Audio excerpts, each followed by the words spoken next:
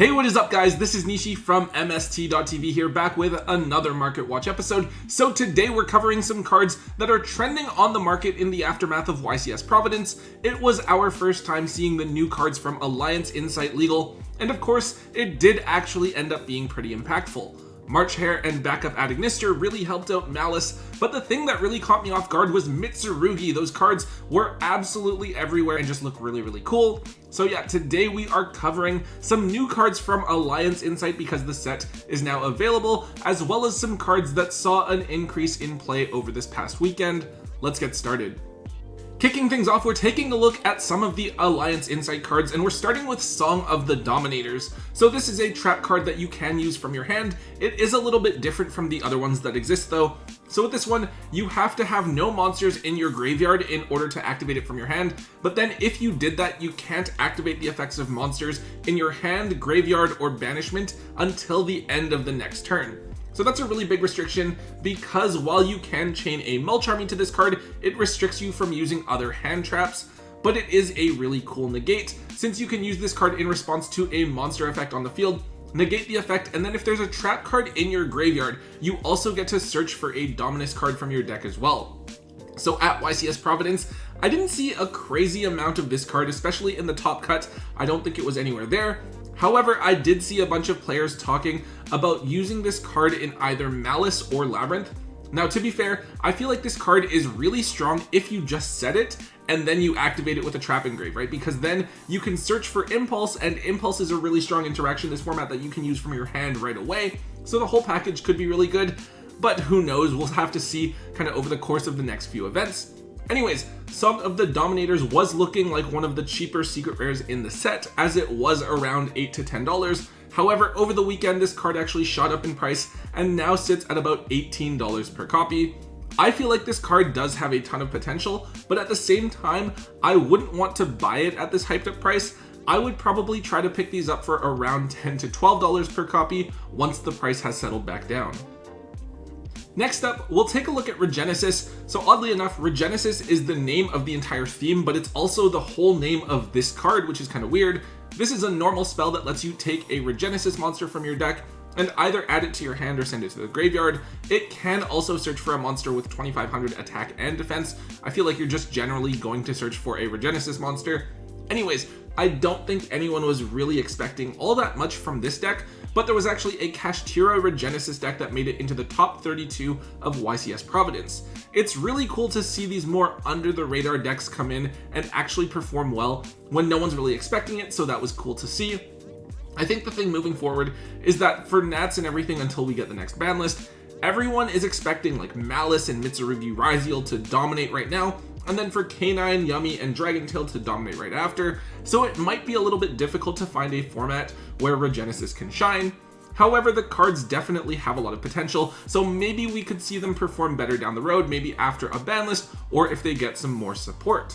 Regenesis was starting to trend downwards. It was at around $12 to $13, but it has rebounded back up to $16.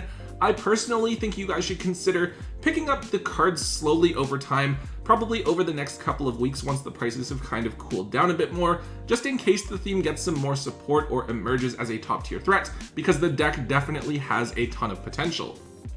I do want to take a second to remind all of you to check out our website, MSTmerch.com. Now, over at MSTmerch.com, we have everything that you will need to optimize your Yu-Gi-Oh! Tournament experience. We have the basics with white, black, pink, and our new purple matted sleeves, which are my personal favorites, as well as smooth and matted sleeves to double sleeve your valuable cards and sleeves with for tournament play. But we also have some other items that you can really use to customize your collection. We have amazing foil sleeves, including some with the MST.TV logo, and dividers and subdividers so that you can keep your collection perfectly organized and easily accessible. Regardless of if you're a competitive or casual player, I'm certain that you'll find something that you will enjoy over at MSTmerch.com. On to the next one, I have Spectral Dragon Ruler of Flickers. So we have the new Dragon Ruler cards in Alliance Insight, and I don't think that anyone was really expecting them to do anything. They were cool, and don't get me wrong, if these cards came out back in Lord of the Tachyon Galaxy with the first wave of Dragon Rulers, not even Spellbook could stand up to them. But yeah, naturally, Dragon Rulers didn't perform much all weekend, though I believe they were featured on stream in one of the early rounds, which was really cool to see. I think that despite the lack of performance though, some players were really excited to try out the deck and believe it has a ton of potential, so Spectral actually saw a bit of a price bump. This is a really good one since you can discard this and any dragon or light monster to search for any other 2 dragon rulers from your deck, and then you can also banish this card and a dragon or light monster from your graveyard to bring back a copy of Chasma from your graveyard, so a lot of utility in this one card, and I believe it's something that you would always play at 3. So historically, Ultras don't get too crazy expensive. Obviously there are exceptions for very meta relevant cards, but Spectral isn't exactly meta. However, I think that the other issue is that there isn't a ton of value in Alliance Insight dollar-wise because the secrets outside of March Hare just aren't really that great, so the Ultras are starting to get some more attention.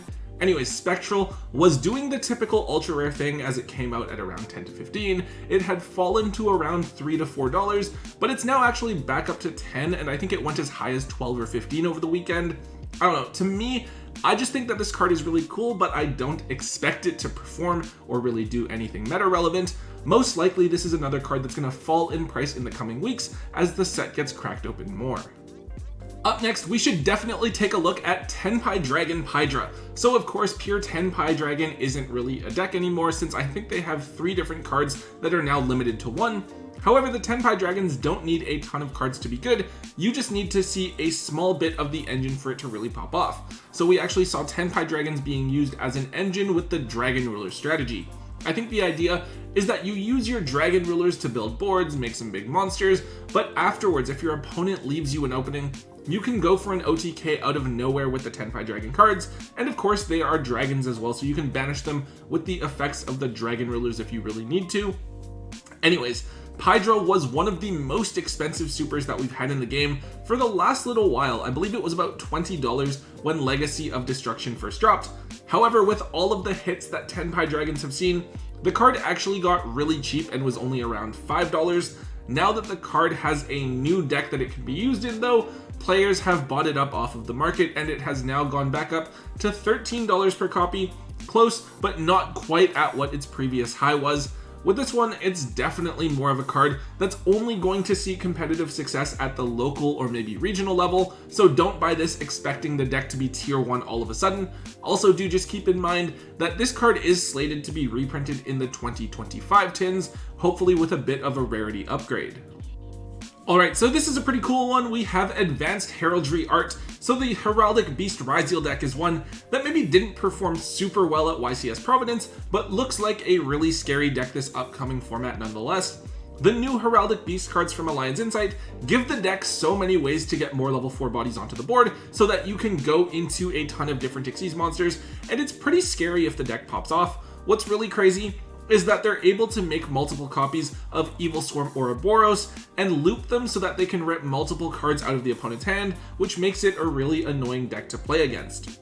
So before, we talked about Leo and how the Heraldic Beasts were never really that good, so they never got any sort of reprints. That is also the case with Advanced Heraldry Art, which is a rare from back in Abyss Rising that came out in 2012.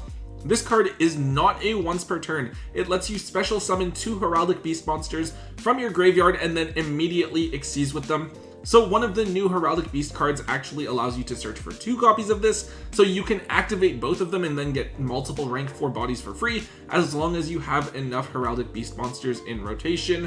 Now unfortunately, this card only has the 1 rare printing, so you're now looking at having to pay about $5 for a single copy of this card, which I don't think is even the problem. I think the big problem is that no one really has this card because it's so old. Hopefully it gets reprinted in an OTS tournament pack or something like that, because it's definitely going to be a popular tech option for the Heraldic Beast Ritual variant as we go on through the format.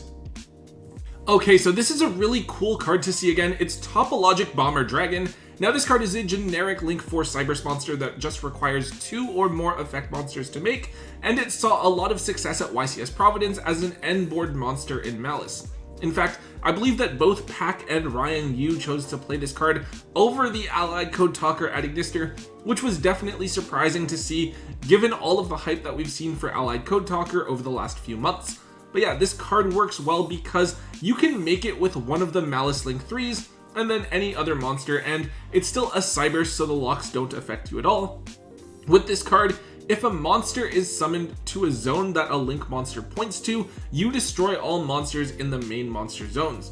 It's important to note that a monster just has to be summoned to a zone that a link monster is pointing to, not necessarily one that Bomber Dragon is pointing to.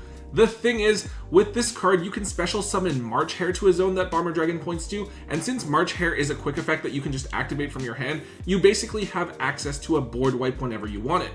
Fortunately, this card does have two really easily accessible printings as a rare, and then it was an ultra rare, I believe in dual Devastator, so very easy to pick up if you want to just have access to the card. However, it's the card's secret rare printings that have shot up in price. Its original Code of the Duelist printing is currently about $15, while the reprint in the tins is about 8 to 10. Personally, I think that this is a really cool tech. I just wonder if it's ever going to be enough to allow Malice to finally win a YCS. I do think that this card could get a rarity upgrade, however. I just feel like it could be a Starlight or something. I'm just wondering if we're going to get anything that's sort of like Quarter Century Stampede, but with Starlight rares instead of QCRs. I think that would be a really cool way to get cards in a bunch of different rarities that would be a little bit different. That said, I'd probably try to offload the secrets if you have extras while they are pricey. Maybe just pick up a couple of the ultras to play with instead. And finally, the last card I want to look at for today is Mitsurugi Ritual. So at the YCS, it was really crazy to me, but there was Mitsurugi stuff absolutely everywhere. And not just that, the Mitsurugi cards are actually really strong. I think they're actually a stronger engine than Fiendsmith right now. It wasn't just Mitsurugi Ritual, even the pure Mitsurugi deck looks really strong. I believe that made top 4. And then there was some Ogdodic Mitsurugi stuff that was running around as well that was really fun to see. Anyways, Mitsurugi Ritual is probably the most important card for the theme. It lets you either tribute from deck to summon from hand, or tribute from hand and field to summon from the deck. So it kind of breaks the whole ritual summoning mechanic and makes it so that you only need 2 cards instead of 3. With all of the hype that Mitsurugi has gotten recently, we've seen Ritual get really expensive again. I know it was popular when it first came out when Triff was really popularizing it, but it had fallen off for a while there in favor of the Fiendsmith cards. Now, however, it seems that everyone is going to be on Mitsurugi, and ever since the cards from Alliance Insight were first revealed, it seems that Mitsurugi Ritual has continued to climb in price. This was around $12 at its lowest, but we now see the card back up to $35 once again, which is pretty crazy for an ultra rare from a recent set. The sad thing is that this card is basically brand new. It probably won't be reprinted until something like the 2026 tins, maybe a little bit earlier if Konami is feeling generous. But for now, expect this card to remain an expensive piece of a really strong engine for the foreseeable future. Alright guys, that is all I have for today's episode. Definitely interesting to see how Alliance Impact is performing. I know that aside from March Hare, there's not really a lot of value in the secrets, so it is a little bit of a harder set to talk about because so much of this stuff has just naturally tanked. It is definitely going to be something that a lot of people are going to be passing on until we get to Justice Hunters. But at the same time, I think that that does leave a lot of opportunity for people to buy stuff out because not very much of the set is being opened. So there's going to be a lot of price spikes and a lot of volatility as soon as people do find something from the set that's actually really going to be viable.